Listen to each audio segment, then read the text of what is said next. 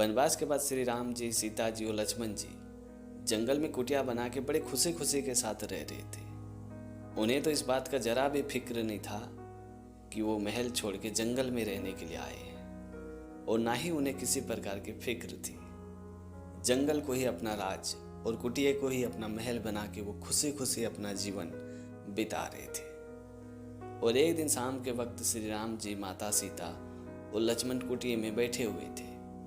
माता सीता अपने पैरों के नाखूनों को काट रही थी और श्री राम जी से पूछ रही थी कि क्या आप हमें बता सकते हैं कि हम दोनों में से किसके चरण अधिक सुंदर है। तभी श्री राम जी ने कहा कि इसमें पूछने वाली कौन सी बात है, मेरे ही चरण ज़्यादा सुंदर है। ये बात सुनते सीता माता ने कहा कि नहीं, मेरे चरण ज़्यादा सुंदर है। और इन्हीं बात को लेकर श्री राम जी और माता सीता में थोड़ी थोड़ी बहस हो गई। तभी श्री राम जी ने माता सीता से कहा कि हम एक काम करते हैं, लक्ष्मण से पूछ लेते हैं कि हम दोनों में से किसके चरण अधिक सुंदर है। ये बात सुनते लक्ष्मण जी ने कहा कि नहीं, मैं इस धर्म संकट में नहीं पड़ना चाहता हूँ। आप लोग खुद ही निर्णय कर लीजिए कि आप में से किसके चरण अधिक सुंदर है। तभी श्री राम जी ने लक्ष्मण जी से कहा कि तुम बैरागी हो, तुम निर्भय होकर कहो कि आखिर किसके चरण ज्यादा सुंदर है। तभी लक्ष्मण श्री राम जी के चरणों की ओर देखे और बोले कि माता सीता का चरण अधिक सुंदर है। लक्ष्मण जी की ये बात सुन के माता सीता बहुत ही खुश हो गई, लेकिन प्रभु श्री राम थोड़े निराश हो गए। तभी लक्ष्मण ने वापस सीता माता से कहा कि सीता माता, आप ज़्यादा खुश मत होइए।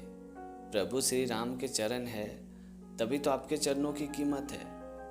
उनके चरणों के बिना आपके चरणों की कोई कीमत नहीं है। लक्ष्मण जी की ये बात सुनने के बाद वापस अब श्री राम जी खुश हो गए। तभी लक्ष्मण जी ने वापस कहा कि आप दोनों को ज़्यादा खुश होने की कोई ज़रूरत नहीं है।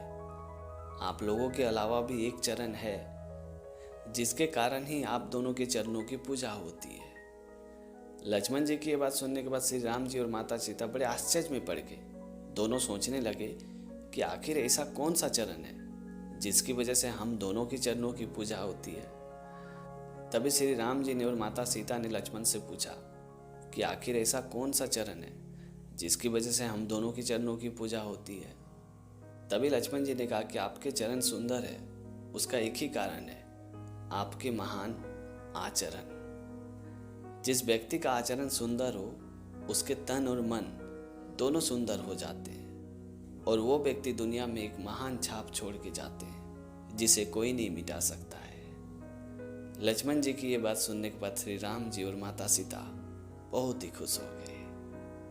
इसीलिए कहते हैं कि चरण तो उनके पूजे जाते हैं जिनके आचरण पूजने योग्य हो। अगर इंसान की पहचान करनी है तो सूरत से नहीं, चरित्र से करो, क्योंकि लोहे की तिजोरी में ही सोना रखा जाता है।